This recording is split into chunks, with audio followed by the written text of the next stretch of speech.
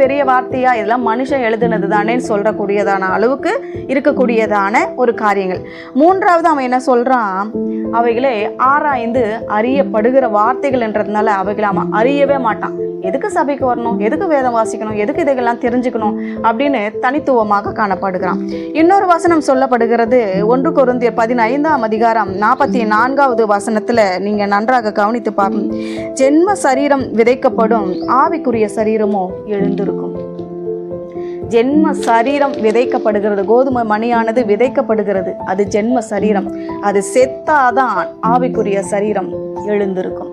அது எழுந்திருந்தால்தான் மிகுந்த பலனை கொடுக்கும். முக்கியமா இதுல நம்ம சொல்லப்படுகிறது என்ன தெரியுமா, முக்கியமா ஜென்ம சுபாவம் சாக வேண்டும், சுயநலம் சாக வேண்டும், நம்மை நாமே வெறுக்க வேண்டும். இதெல்லாம் செஞ்சால் மட்டும்தான் தேவனுக்கு பிரியமானவைகளை நம்ம வாழ முடியும். யாக்கோபு எழுதின புத்தகம் 3